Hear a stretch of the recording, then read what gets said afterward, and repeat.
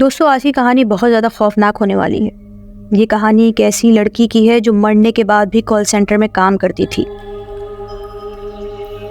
ये कहानी गुड़गांव के इलाके की है जो अब गुरुग्राम में बदल गया है। 80 की दिहाई में गुड़गांव बहुत वीरान हुआ करता था। वहाँ बहुत कम लोग रहते थे। कोई उस इलाके से गुजरना भी पसंद नहीं करता था। रात तो दूर की बात, दिन में भी लोग गुजरना पसंद नहीं करते थे। लेकिन जब दिल्ली में आबादी बढ़ने लगी और कारोबार के नए नए मौके पैदा होने लगे, तब दिल्ली के आसपास के इलाकों जैसे नोएडा और गुड़गांव को शहर बनाने का ख्याल लोगों के जहन में आया, जहां हर बड़ी से बड़ी कंपनी की सहूलियात मयस्सर हों। आहिस्ता आहिस्ता गुड़गांव को तब्दील करना शुरू कर दिया। लेकिन इसके साथ साथ वहीं अजीबोगरीब वाक़यात भी होने लगे। कई बार खुदाई के दौरान कंकाल निकल आते थे तो लोग खौफज़दा हो जाते थे। वहाँ के लोगों की किस्मत बदलने लगी थी। जिसकी वहाँ पर अपनी अपनी ज़मीनें थीं वो तो अमीर हो गए थे, क्योंकि अपनी अपनी ज़मीनों को बड़े बड़े बिल्डर्स को बेचकर उन्होंने लाखों करोड़ों रुपए छाप लिए थे। वक्त गुजरता गया लेकिन गुड़गांव के अजीबोगरीब वाक़यात नहीं रुके। वजूहात मालूम की गई तो मालूम हुआ कि जब मुग़ल हिंदुस्तान में रहते थे तो इस इलाके में बहुत से डाकू थे जो गुड़गांव पर हमला करते थे। वहाँ से गुजरने वाले मुसाफिरों को लूट कर उनको कत्ल कर दिया करते थे और वहीं दफन कर दिया करते थे। इसीलिए खुदाई के दौरान जितने भी कंकाल मिले वो सब उन मुसाफिरों के ही थे। गुड़गांव अब गुरुग्राम में बदल गया था। अब इस इलाके में हर बड़ी से बड़ी कंपनी मौजूद थी। बड़े से बड़ा दफ्तर खुल गया था। इस दौरान एक कॉल सेंटर भी बनाया गया जिसमें बहुत से लोग काम करते थे। इसी कॉल सेंटर में एक लड़की काम करती थी जिसका नाम रोज़ था, जो अपने काम के हवाले से बहुत ज़्यादा एक्टिव थी, बहुत ज़्यादा होशियार थी, जिसकी हर जगह तारीफ़ें होती थी। हर बॉस, हर पार्टनर उससे खुश था। वो अपने काम पर इतना फोकस करती थी कि कभी भी अपने काम से चूकती नहीं थी। उसको टीम का लीडर बना दिया गया था। बड़े से बड़ा मशवरा लेना हो तो उसको बुलाया जाता था। कोई भी मुश्किल आती थी, कोई भी सवालात होते थे, उसको बुलाया जाता था। वो हर अफसर की निगाह में आ चुकी थी। लेकिन एक दिन उस लड़की को एक फ़ोन आया। आमतौर पर कॉल सेंटर में कॉल सिर्फ 5 से 6 मिनट की दौरानिया की होती है, लेकिन इस दिन जो कॉल आई वो तकरीबन 1 घंटा चलती रही। बात करते हुए वो काफ़ी परेशान थी। उसके बॉस का रूम भी बिल्कुल सामने ही था। उसके बॉस ने जब देखा कि एक कॉल जो मुसलसल लगातार 1 घंटे से चल रही है और उस लड़की के पेशानी पर पसीना आ रहा है, वो परेशान नज़र आ रही है, तो वो सोच में पड़ गए कि कॉल किसकी हो सकती है, क्योंकि इससे पहले उस लड़की को कभी इस तरह की कोई कॉल नहीं आई।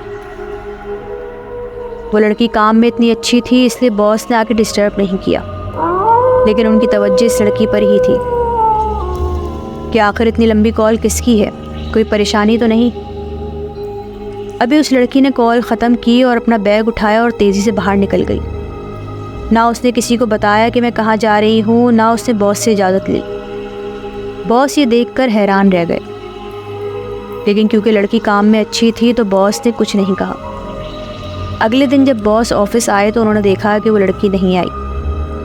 अब उनको और ज़्यादा परेशानी होने लगी कि ऐसा क्या था उस कॉल में कि वो कॉल बंद करके सीधी बाहर चले गई और आज ऑफिस भी नहीं आई। उन्होंने ऑफिस के स्टाफ को बुलाया और कहा कि इस लड़की का रिकॉर्ड चेक करो, मुझे इसका एड्रेस दो, मैं पता करता हूँ कि आज ऑफिस क्यों नहीं आई और कल ऐसा क्या हुआ था कि परेशान घर गई है। ऑफिस के रिकॉर्ड में उसका एड्रेस था।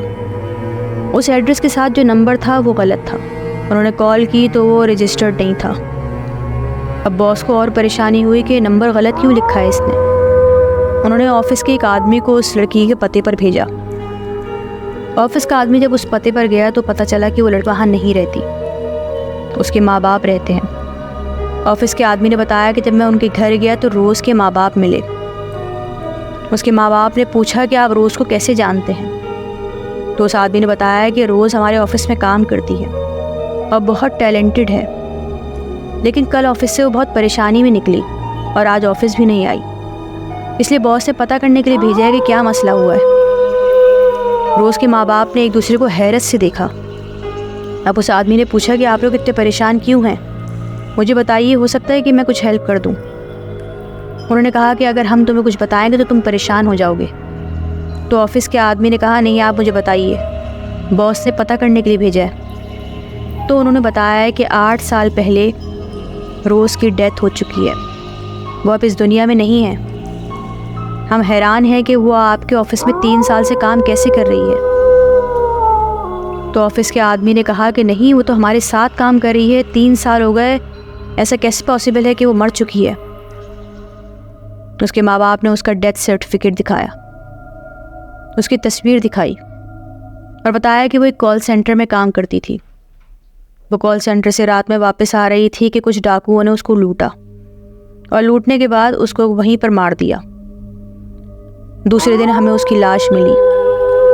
हमें बहुत सदमा था, लेकिन आज इस बात की हैरत है कि वो आज भी उस कॉल सेंटर में जॉब कर रही है। ऑफिस के आदमी ने जब बॉस को बताया तो वो सर पकड़ के बैठ गए कि ऐसा कैसे पॉसिबल है कि रोज़ 3 साल से हमारे यहाँ काम कर रही है और वो मर चुकी है। लेकिन कल ऐसा कौन सा फ़ोन आया था जो परेशानी से वो यहाँ से निकली थी, और वो 1 घंटे की कॉल किसकी थी जो रोज़ इतना परेशान होकर यहाँ से निकली थी। और जब वो इतने सालों से यहाँ जॉब कर रही थी तो आज वो जॉब पर क्यों नहीं आई। ये सारे सवालों के जवाब रोज़ के साथ ही ख़त्म हो गए। इस रात से आज भी पर्दा नहीं उठ सका। किसी को पता नहीं चला कि रोज़ क्यों जॉब कर रही थी। ये फ्रेंड्स, ये थी आज की छोटी सी कहानी। अगर आपको पसंद आई तो कमेंट बॉक्स में अपनी राय का इजहार ज़रूर कीजिएगा। चैनल को सब्सक्राइब नहीं किया तो सब्सक्राइब कर लीजिए। बेल नोटिफिकेशन ऑन नहीं है तो ऑन कर लीजिए। अपने उन तमाम दोस्तों को शेयर कीजिए जो हौलनाक कहानियों में इंटरेस्ट रखते हैं। अगर आप लोगों के पास भी अच्छी अच्छी कहानियाँ हैं तो मुझे व्हाट्सएप नंबर पर शेयर कर सकते हैं। इसी तरह की खौफनाक कहानियाँ आप लोगों के लिए लाती रहूँगी अगर आप लोग सपोर्ट करेंगे तो। इंशाल्लाह अगली वीडियो में आप लोगों से फिर मुलाकात होगी। अपना बहुत ख्याल रखिएगा, दुआ में रखिएगा, हिसार में रहिएगा। अल्लाह हाफ़िज़।